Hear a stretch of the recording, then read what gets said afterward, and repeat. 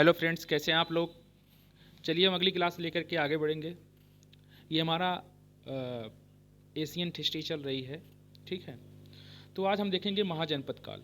मैंने आपको पूर्व के क्लासों में काल विभाजन को लेकर के आपको बता दिया था कि कैसे कैसे क्या स्थिति थी।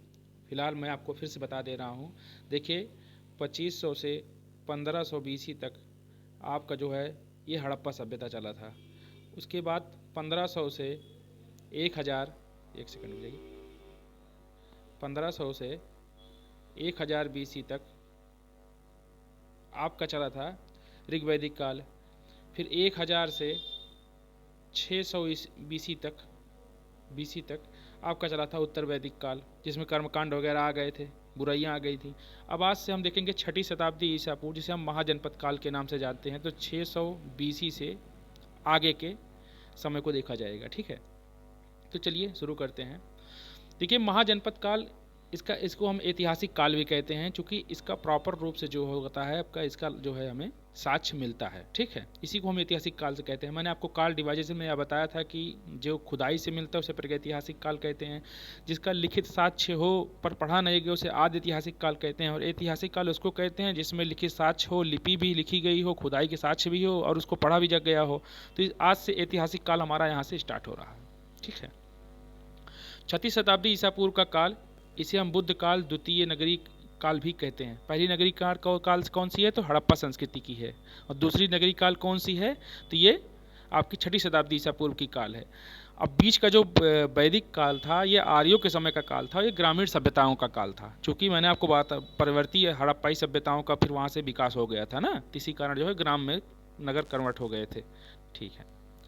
तो ये सब चीज़ें थी। आपको मैं बताना चाहूँगा कि उत्तर वैदिक काल आते आते कर्मकांड, अनैतिकता, स्त्रियों के साथ सम्मान की स्थितियां कम होने लगी थी। जो है छोटी जातियों के साथ अनैतिक व्यवहार किया जाने लगा था। यहाँ तक कि पशुओं के देवता पूषण को शूद्रों का देवता भी बता दिया गया था। तो इस समस्याओं को देखते हुए ब्राह्मणवादी या पुरोहितवादी विचारधारा, क्योंकि उस समय ब्राह्मण को पुरोहित कहा जाता था, तो पुरोहितवादी विचारधारा को खत्म करने के लिए 2 क्षत्रिय धर्म उभर करके सामने आए, जिसमें से एक थे बुद्ध, भगवान बुद्ध, और दूसरे थे जैनिज्म, महावीर स्वामी, ठीक है। लेकिन ये ऋषभ देव के नेतृत्व में आए थे। पहले तीर्थंकर इनके ऋषभ देव थे। तो चलिए हम स्टार्ट करते हैं आगे। देखिए यहाँ पर देखिए ये होता है जन माने होता है लोग। इसके बाद यहाँ पर जनपद होता है, जन से जनपद बनता है और जनपद से महाजनपद बनता है। तो ऋग वैदिक काल में जो था कुछ लोगों का समूह था, ठीक है। उन्हें हम जनस्य गोपा कहते थे। उसके बाद जब उत्तर वैदिक काल में आया तो जन मिलकर के कई छोटे छोटे कबीलाओं मिलकर के जो है वो उत्तर वैदिक काल में जनपद का निर्माण हुए। और कई जनपद मिलकर के जब 6ठी शताब्दी ईसा पूर्व आई तो महाजनपद का निर्माण हुआ, ठीक है।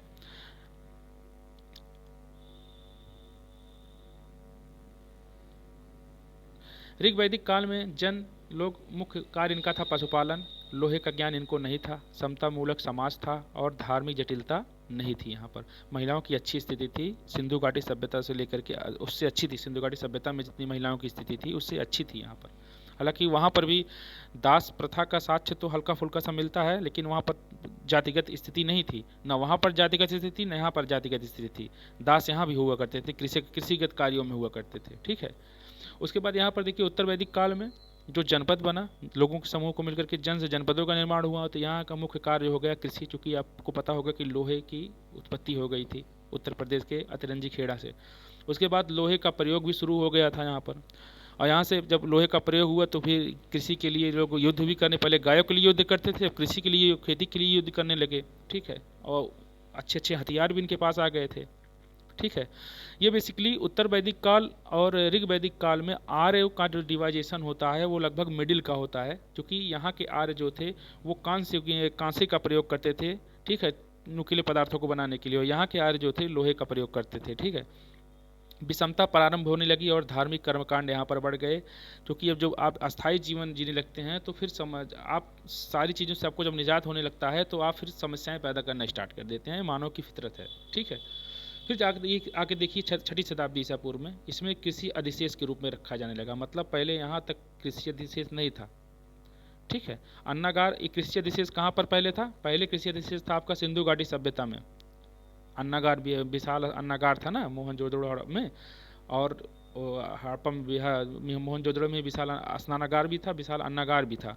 तो यहाँ की स्थिति जो देखने को मिलती है कि वहाँ खाद्य अधिशेष था, तभी जो है वो आगे चल के व्यापार कर पाए थे। तो खाद्य अधिशेष यहाँ पर भी 6ठी शताब्दी ईसा पूर्व में भी देखने को मिल गया था, इसीलिए इसको द्वितीय नगरी सभ्यता कहते हैं। लोहे की क्रांतिकारी भूमिका हुई, नगरीकृत समाज विषमता अत्यधिक हो गई और धार्मिक कर्मकांड भी यहाँ पर बढ़ गए थे। ठीक है, लेकिन एक चीज़ और आप जान लीजिए कि ये लोहे की क्रांतिकारी भूमिका मतलब कि डिफरेंट प्रकार के लोहे के औजार बनाना शुरू हो गया था। अब उसके यहाँ पर देखिए धार्मिक विषमता पर थोड़ा चर्चा कर लेते हैं। तो धार्मिक कर्मकांड के विरुद्ध नवीन धर्मों का उदय हुआ बौद्धिज्म और जैनिज्म में, और ज़रूरी भी था ये उद्भव होना, चूँकि उस समय के धार्मिक कर्मकांड इतनी जटिल हो गए थे कि महिलाओं और जो एक हमारा ही भाई था जो जिसको हम शूद्र से संबोधित करते थे उस समय, वो जो है वो डिस्टर्बेंस हो गया था वहाँ पर। यही कारण था कि समस्याएं पैदा हो गई थी। उसके बाद महाजनपद काल में पहली बार भूमि की माप की स्थिति आई और मुद्रा का विनिमय प्रणाली स्टार्ट हुआ। अब तक बार्टर सिस्टम जो स्टार्ट चल रहा था, यहाँ से मुद्रा विनिमय प्रणाली स्टार्ट हो गई थी। ठीक है, आर्थिक संरचना विशेषताएं, तो लोहे की कृषि के क्षेत्र में अत्यधिक प्रयोग किया जाने लगा। कृषि क्षेत्र में का प्रसार हुआ। वनों को लौह उपकरणों से काटा जाने लगा। भूमि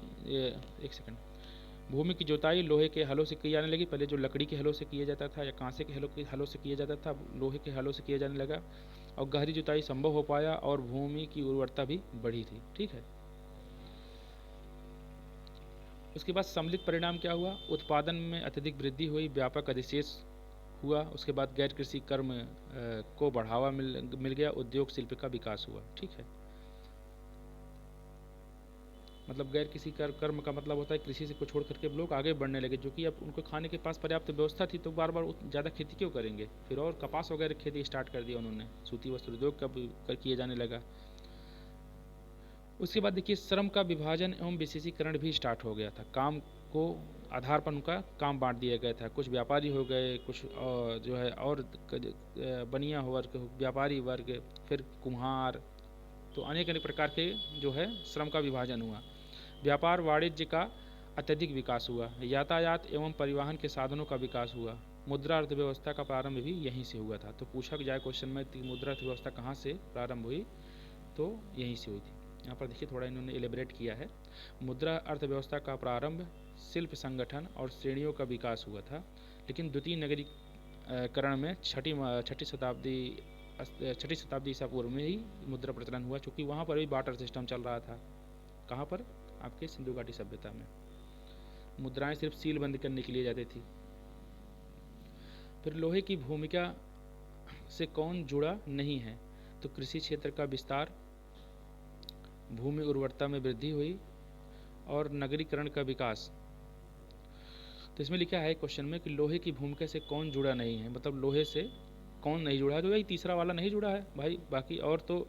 लेकिन हालांकि ये तीनों सही हो सकते हैं, क्योंकि आप लोहे की खोज से ही जो है नगरीकरण की व्यवस्था बढ़ी। भाई लोहा जब आया तो खेती करने लगे तो और प्रकार के जो है उन्होंने काम स्टार्ट कर दिया, चूँकि उनके पास खाद्य अवशेष आ गया था। तो उपरोक्त में से कोई नहीं जो होगा, इन्होंने क्वेश्चन का आंसर माना हुआ है। कृषि का क्षेत्र का विस्तार और भूमि की उर्वरता में वृद्धि और नगरीकरण का विकास। तो यहाँ पर इन्होंने उपरोक्त कोई नहीं लिखा है। लोहे की भूमिका से कौन जुड़ा नहीं है, मतलब कि ऐसा कौन सा इसमें दिया गया जो लोहे की भूमिका से नहीं जुड़ा है। तो भाई कृषि क्षेत्र का विकास तो पहले ही हो चुका था। ठीक है, लोहे की इसमें कौन भूमिका बहुत ज़्यादा नहीं है। भूमि की उर्वरता पहले भी हो रही थी, हाँ थोड़ा बहुत वृद्धि हुई, ये हो सकता है, इसमें दो वाला सही हो सकता है। लेकिन नगरीकरण का विकास भी लोहे से हुआ, तो इसमें 2 और 3 भी हो सकता है। फिलहाल ये अपने हिसाब से सही किए हैं, कोई इनकी सोच होगी। प्रथम नगरीकरण एवं द्वितीय नगरीकरण में अंतर। ठीक है, देख लेते हैं आगे। देखिए प्रथम नगरीकरण जो थी ये हड़प्पा सभ्यता थी और द्वितीय नगरीकरण ये महाजनपद काल था। ठीक है, हाँ एक सेकंड में ऊपर वाले प्रश्न का चर्चा करना चाहूँगा। देखिए यहाँ पर लिखा है नहीं है, मतलब ये सब चीज़ें तो है भाई, किसी क्षेत्र का विस्तार लोहे के आने के बाद से ही हुआ था, सही बात है। भूमि की उर्वरता में वृद्धि भी लोहे के आने के बाद से हुई थी। नगरीकरण का विकास भी लोहे के आने के बाद से ही हुआ था। यहाँ पर नहीं लिखा गया है तो उपरोक्त में से कोई नहीं उत्तर सही है। ठीक है, थोड़ी जल्दीबाजी में भाग गए थे। उसके बाद यहाँ पर देखिए प्रथम नगरीकरण एवं द्वितीय नगरीकरण में अंतर। तो प्रथम नगरीकरण सभ्यता जो थी हमारी हड़प्पा सभ्यता थी, और द्वितीय नगरीकरण की सभ्यता जो है ये आपकी महाजनपद काल की। तो सिंधु नदी घाटी इसका जो है प्रमुख केंद्र था। ये कांस्ययुगीन सभ्यता थी और वस्तु विनिमय प्रणाली बार्टर सिस्टम पर चलती थी। लेन देन, आप कुछ सामान दीजिए, हम आपको कुछ सामान देंगे। महाजनपद काल की जो थी ये गंगा नदी घाटी में प्रवेश कर गई। देखिए हुआ ये था, मैं आपको बताना चाहूँगा थोड़ा सा, एक सेकेंड, मतलब मोटी मोटा बना लीजिए। उसके बाद देखिए ये आपका पूरा ये सिंधु नदी वाला रीजन हुआ है, यहाँ से सिंधु नदी प्रवेश करती है। तो आप सिंधु नदी वाले रीजन में देखेंगे कि जब यहाँ पर रेगिस्तानी स्थिति बढ़ी तो जो यहाँ की सभ्यताएं थी ये सीधा गंगा नदी घाटी की तरफ प्रवेश करी। ठीक है, और गंगा दोआब में आकर के बसने लगी। और यहीं पर ये आपका बिहार उत्तर प्रदेश वाले रीजन में जो है ज़्यादातर महाजनपद काल का उदय होगा, और इधर जो है रेगिस्तान की स्थिति तो यहाँ पर धीरे खत्म हो गया। आई होप ये समझ में आ गया होगा। इसलिए आप इसको समझ लीजिए गंगा नदी घाटी वाले रीजन में जो है महाजनपद काल में सबसे ज़्यादा विकास हुआ। और महाजनपद काल में गंगा नदी घाटी में सबसे ज़्यादा विकास मगध का इस कारण हुआ था क्योंकि मगध के पास लोहे की खान थी, यही कारण था। लौह युगीन सभ्यता और मुद्रा अर्थव्यवस्था जो है प्रचलित यहाँ से हो गई थी। उसके बाद यहाँ पर देखिए महाजनपद काल की राजनीतिक संरचना और विशेषता। तो लोहे का प्रयोग से युद्ध अस्त्रों का निर्माण हुआ, अतः राजा की शक्ति भी बढ़ी, बल बढ़ गया, और कृषि का विस्तार, उत्पादन बढ़ा था यहाँ पर। तो मैं कह रहा हूँ कि जब आपके उत्पादन या आपके पास पैसा आने लगता है तो आपका दिमाग हर तरफ चलना स्टार्ट हो जाता है, आप खुरापाती हो जाते हैं, यही सही है। उसके बाद खुरापात पैदा करेंगे, हर विभाग में आप जाने की कोशिश करेंगे। ठीक है, तो वही इन्होंने भी किया था। तो कृषि का विस्तार हुआ, उत्पादन वृद्धि हुई, भू राजस्व की प्राप्ति होने लगी, और कर की प्राप्ति ये मैंडेटरी हो ही गई थी, आपको पता होगा उत्तर वैदिक काल से ही। राजकोष समृद्ध हो गया था, विशाल सेना और नौकरशाही का गठन हुआ। ठीक है, इसी समय से पहली बार। अब आपको ये सारी चीज़ें क्लियर होते हुए चली आती रही होंगी कि देखिए कैसे कैसे क्या स्थितियाँ हुई। तो विशाल सेना और नौकरशाही का गठन हुआ, पहली बार अस्थायी सेना का गठन हुआ और राजा निरंकुश हो गया। मंत्रिपरिषद की नियुक्ति की जाने लगी, सभा और समिति को समाप्त कर दिया गया। आकर के सभा और समिति कहाँ पर समाप्त हुआ पूछा जाए तो ये आकर के यहाँ पर समाप्त हुआ था दूसरी नगरीय सभ्यता में। ठीक है, हालांकि सभा और समिति पहले भी वहाँ पर थी, उत्तर वैदिक काल में भी थी, लेकिन उनका प्रभाव कम किया गया था, और विधत को और गण को तो खत्म ही कर दिया गया था। ठीक है, महिलाओं की स्थिति खराब हो ही गई थी उत्तर वैदिक काल में, यहाँ तो और ज़्यादा खराब था। सामाजिक संरचना किस प्रकार से थी? तो लोहे के प्रयोग से सामाजिकता में तनाव बढ़ा था। भाई देखिए वर्तमान समय में आपको पता होगा कि बंदूक अभी आप किसी के घर में ला करके रख दीजिए, ठीक है, तो ऑटोमेटिक आपके अंदर एक चीज़ होगा कि वो बंदूक लेकर के आपके घर का बच्चा देखेगा कि आप कोई मामला होगा उठा के दाग देंगे, ये कर देंगे, वो कर देंगे। भाई देखिए होता है सब चीज़ें। इसलिए आपको मैं सजेशन करना चाहूँगा कि कोई भी अगर आप समझदार परिवार से हैं तो सबसे पहले यदि आपके ऊपर खतरा ना हो तो आप बंदूक जैसे या हानिकारक जो पदार्थ होते हैं या उसको आप मत रखिए अपने घर में, क्योंकि उससे फिर दुरुपयोगिता ही बढ़ेगी। यही कारण यहाँ पर भी हुआ था। जब लोहे का प्रयोग हुआ समाज में नुकीले प्रकार के चीज़ें आई तो देखिए एक्सपेरिमेंट करना स्टार्ट कर देते हैं लोग, तो यहाँ पर ऐसी स्थिति बढ़ी। ब्राह्मण, क्षत्रिय, वैश्य और शूद्र अस्पृश्यता यहाँ पर बढ़ गई थी, छुआछूत यहीं से आया था। ठीक है, उत्तर वैदिक काल में देखिए आने वाले समय में और दशा खराब होने लगेगी। यहाँ पर लोहे के प्रयोग से इसकी शक्ति बढ़ी, राजा की शक्ति बढ़ी और निरंकुश हो गया राजा। यहाँ पर ऊपर मैंने बताया था लोहे का प्रयोग से कृषि व्यापार में विकास हुआ, लेन देन कर्ज ब्याज करता था, उसे ब्राह्मण धर्म, एक सेकंड आप ऊपर ले लें ज़्यादा ठीक रहेगा इसको, लेन देन कर्ज ब्याज करता था, उसे ब्राह्मण धर्म परंपरा मान लिया था।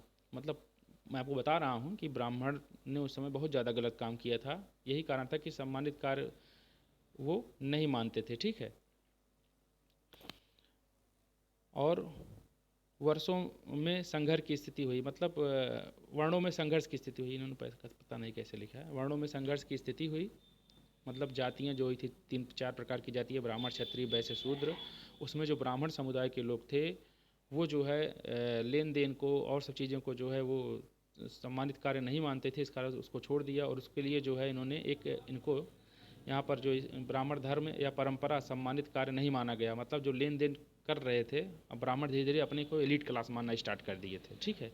और ये सब चीज़ें वो करना बंद कर दिए थे, और ब्राह्मणों में संघर्ष की स्थिति स्टार्ट हो गई थी, वर्णों में संघर्ष की स्थिति स्टार्ट हो गई थी, और नवीन धर्मों का उदय हुआ, जैसे बौद्धिज्म और जैनिज्म।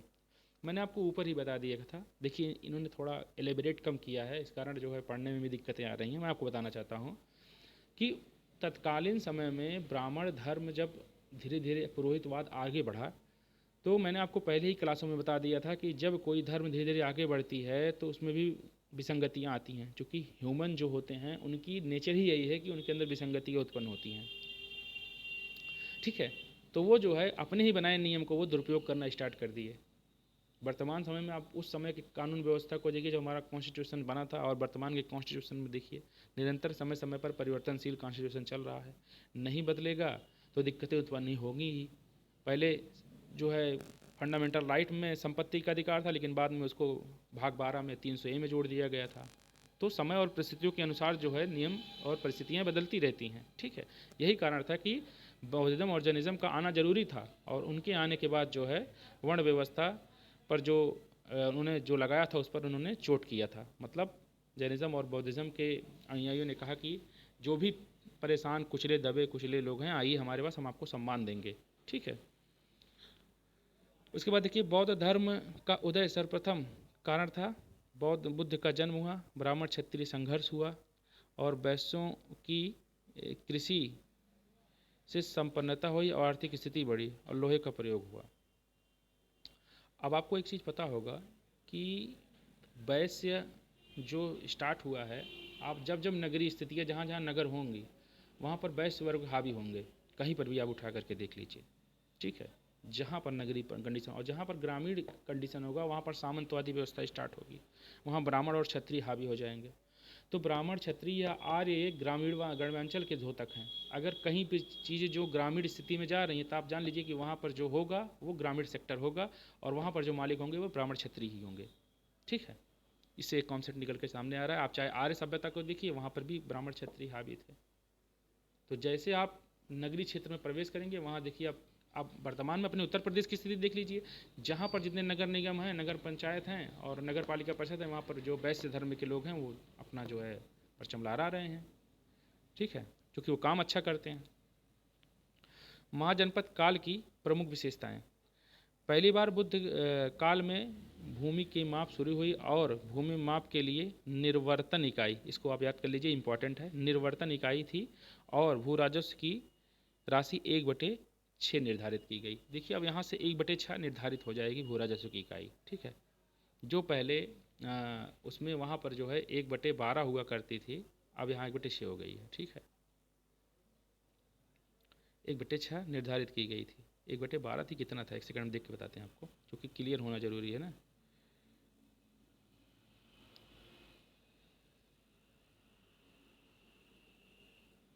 ये होगा आपका, एक सेकंड,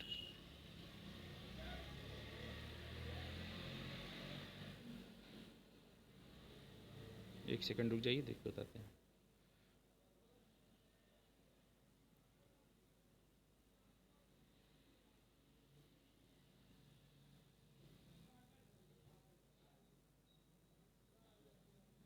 उत्तर वैदिक काल में होगा, क्योंकि उत्तर वैदिक काल में स्वेच्छा से जो कर दिया जाता था उसको मैंडेटरी कर दिया गया था ना। तो उत्तर वैदिक काल में भी होगा, नहीं होगा तो आगे बताएंगे। बाकी ये सब विदत वगैरह आप देख ही लिए हैं, सभा समिति विदत, 16 संस्कार हुए।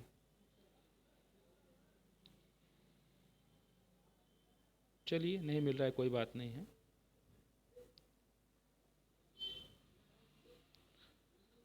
क्लियर करके आपको बता देंगे कल।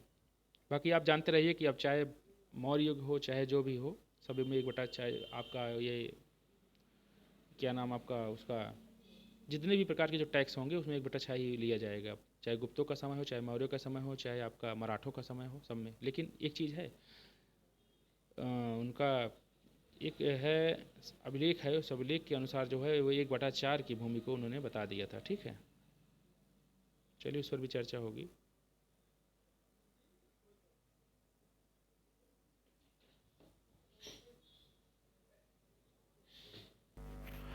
इसके बाद चलिए देखते हैं, महाजनपद काल में पहली बार अस्थायी सेना का निर्माण हुआ और रक्त संबंध से पृथक नौकरशाही का विकास हुआ।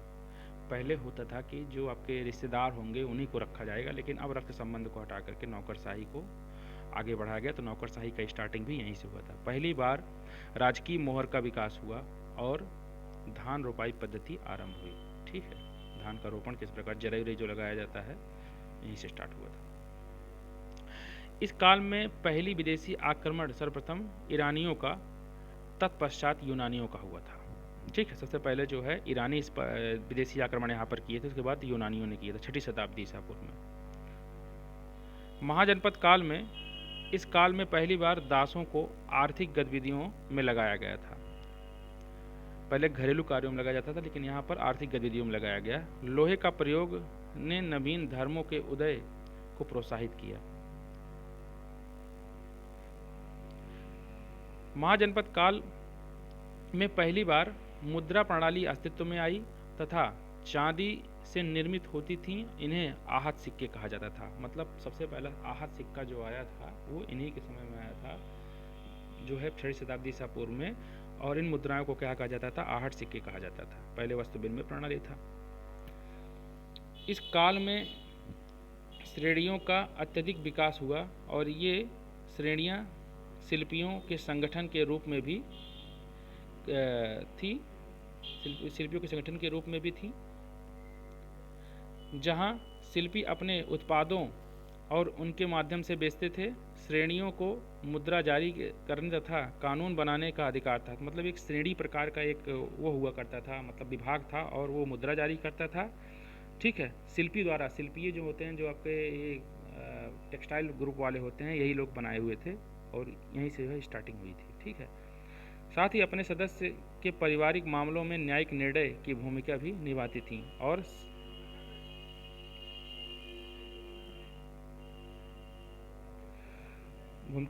थी और शिक्षा प्रदान करने में भी इनकी भूमिका थी। ठीक है, तो श्रेणियाँ जो थी, एक श्रेणी हुआ करती थी, श्रेणियों का अत्यधिक विकास हुआ है यहाँ पर। तो श्रेणियाँ जो होती थी एक संस्था टाइप की थी वहीं पर।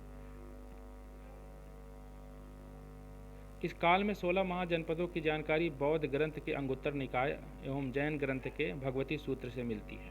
ठीक है, इस काल में जो बौद्ध ग्रंथ का जो था वो अंगुत्तर निकाय था और जैन ग्रंथ का जो है भगवती सूत्र था, जिससे जो है 16 महाजनपदों की जानकारी मिलती है। 16 महाजनपदों में वज्जिक एवं मल्ल में गणतंत्रात्मक शासन व्यवस्था थी, जो वर्तमान भारत में है, और शेष में राजतंत्र की व्यवस्था थी। यहीं से भगवान बुद्ध भी थे। इस काल में 6 महानगरों की सूचना मिलती है: चंपा, राजगिरी, श्रावस्ती, साकेत, काशी और कौशाम्बी। ठीक है, काशी, कौशाम्बी, काशी आपका वाराणसी में, कौशाम्बी आपका इलाहाबाद में हुआ करता था, साकेत आपका अयोध्या हुआ करता था, श्रावस्ती आपका ये भी अयोध्या का रीजन ही था। ठीक है, और इसके बाद राजगिरी आपका मगध और चंपा भी मगध के आसपास के ही रीजन था। ठीक है, तो ये सब जो है 6 महानगर थे उस समय के। भारत का पहला विदेशी आक्रमण ईरान के हकमानी वंश डेरियस प्रथम ने किया था। ठीक है, तो पहला ईरानी आक्रमण हकमानी वंश का डेरियस फर्स्ट या दारा प्रथम ने भारत पर आक्रमण किया था, जबकि दूसरा विदेशी हमला यूनानी शासक सिकंदर ने किया था। ठीक है, दूसरा हमला जो है सिकंदर ने किया था, जो कि यूनानी था, और पहला डेरियस प्रथम या दारा प्रथम था। सिकंदर ने जब उत्तर पश्चिमी क्षेत्र में असमक राज्य राजधानी मशक पर हमला किया तो उसे पुरुषों की मृत्यु के पश्चात स्त्रियों से युद्ध करना पड़ा था। यहाँ पर देखिए, असमक जो था, असमक एक क्षेत्र था, उत्तर और पश्चिमी क्षेत्र। देखिए, ये आपका उत्तर है और ये आपका पश्चिम है। तो उत्तर और पश्चिम रीजन में यहाँ पर जो है असमक में जब प्रवेश किया था तो यहाँ पर जब पुरुष यहाँ मर गए थे तो स्त्रियों ने यहाँ पर जो है बेड़ा उठा लिया था और युद्ध करना स्टार्ट कर दिया था और उसने कत्ले आम किया। प्लूटार्क नामक यात्री ने इसे सिकंदर की कीर्ति पर एक धब्बा माना था। मगध साम्राज्य के उद्भव का कारण, मगध साम्राज्य कैसे उद्भव हुआ था, तो यहाँ पर देखेंगे। यहाँ पर देखिए, ये देखिए आपका अस्मक है, ठीक है। ये देखिए आपका यहाँ पर अरावली पर्वत श्रेणी होगी, उसके बाद यहाँ पर आपका विंध्याचल पर्वत श्रेणी है, नर्मदा है, ठीक है। विंध्याचल पर्वत श्रेणी है, नर्मदा है, फिर सतपुड़ा पर्वत श्रेणी है, फिर यहाँ पे तापी है, फिर सतमाला पर्वत श्रेणी है। तो सब चीज़ आपकी ज्योग्राफी की है। अस्मक महाजनपद अकेला नर्मदा नदी के दक्षिण में स्थित है, ठीक है।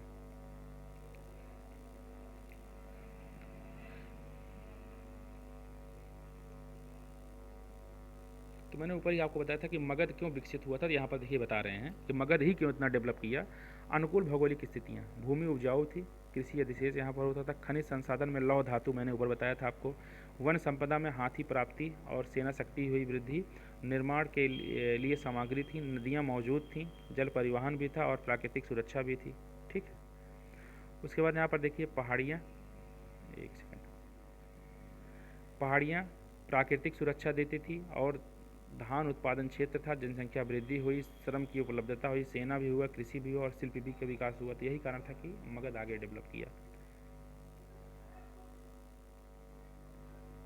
यह है शासकों की भूमिका। तो हरियंका डायनेस्ट यहाँ पर सबसे पहले हर्यक वंश जो है विकसित किया था और इसके लिए एक ट्रिक है, मगध में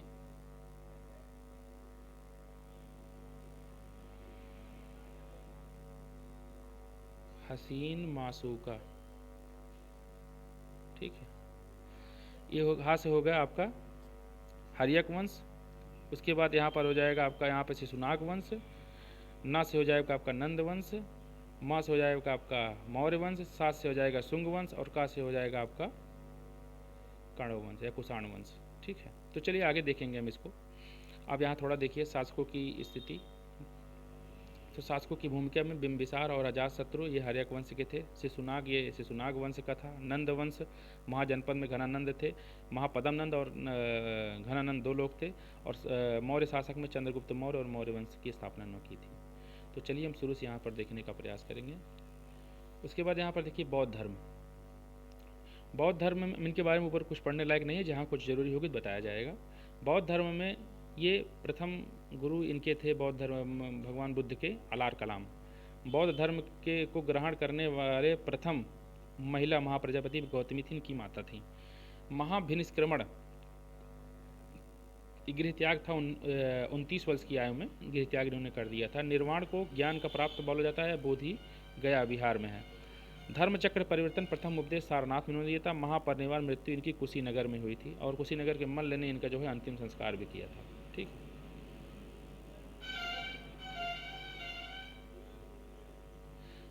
शासक द्वारा बुद्ध को अवंती बुलाए गए जाने पर भी नहीं पहुँचे क्योंकि वे अस्वस्थ थे, ठीक है। तो अवंती बुद्ध को बुलाया जाता था, लेकिन अवंती के शासक चंड प्रद्योत भी थे, तो उनका इलाज जो है जीवक करने गए थे चंड प्रद्योत का, और किसने भेजा था, तो बिंबिसार ने भेजा था। और यही जीवक जो था वो भगवान बुद्ध की भी इलाज करने गया हुआ था। तो उस समय के जो बड़े, जो एक तरीके से कह सकते हैं डॉक्टर थे, वो जीवक ही थे।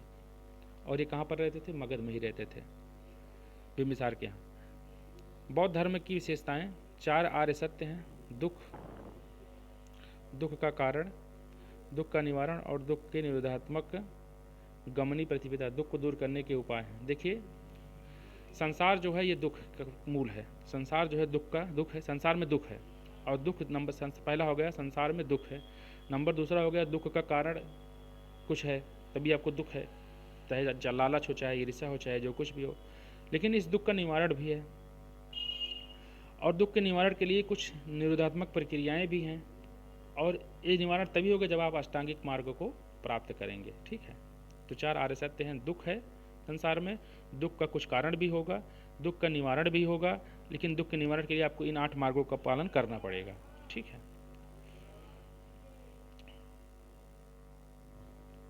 अब 8 मार्ग अष्टांगिक मार्ग आपको हम बाद में बताएंगे। यहाँ पर पहले देखिए, ये सम्यक उचित, सम्यक माने होता है उचित, दुख का मूल कारण अविद्या है, आपके पास ज्ञान नहीं है, यही मूल कारण है। इससे तृष्णा पैदा होती है। सपोज डैट मैं आपको एक उदाहरण देना चाहता हूँ। आप किसी के घर है आपका, आपके घर में आप घर के सीनियर हैं, बड़े हैं आप, लेकिन आपका बेटा जो है छोटा है, वो आपकी चीज़ों को नहीं समझ रहा है। तो उसके अंदर क्या है? ज्ञान है, अज्ञान है। अज्ञानता के कारण जो है आपसे वो उलझ रहा है। जिस दिन वो जान जाएगा कि सारे दारो मदार हमारे पिताजी के ऊपर है, तो वो आपसे नहीं उलझेगा, उससे आपको प्रेम हो जाएगा और इससे उससे तृष्णा भी उपलब्ध नहीं होगी। तो कहने का मतलब यह है कि अविद्या से तृष्णा उत्पन्न होता है, प्यास उत्पन्न होती है, इच्छाएं उत्पन्न होती हैं। ठीक है। अष्टांगिक मार्ग, एक सेकंड।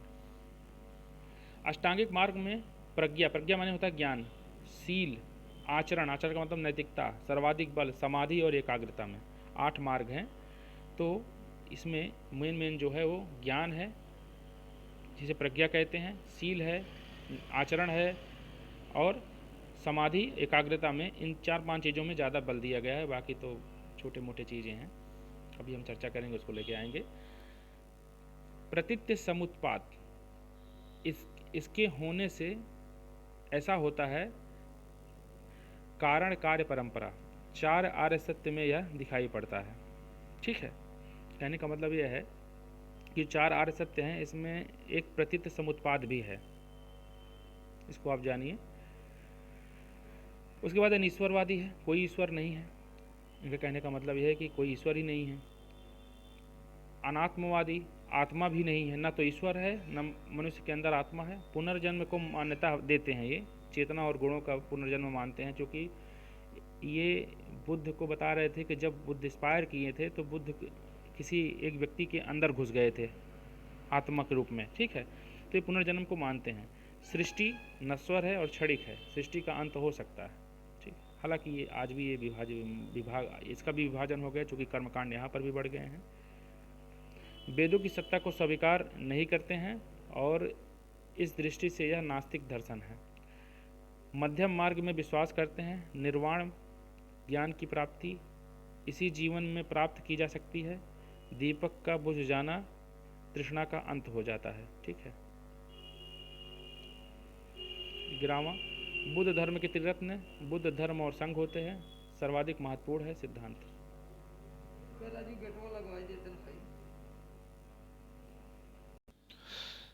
तो बुद्ध के 3 रत्न थे, बुद्ध धर्म और संघ। ठीक है। और धम्म में इनके सिद्धांत हैं। तो कल हम बौद्ध संघ की कार्य प्रणालियों पर चर्चा करेंगे। आज के लिए इतना ही, क्योंकि काफ़ी इंपॉर्टेंट्स काम आ गए हैं और उसको करना भी ज़रूरी है। जय हिंद, जय भारत, नमस्कार।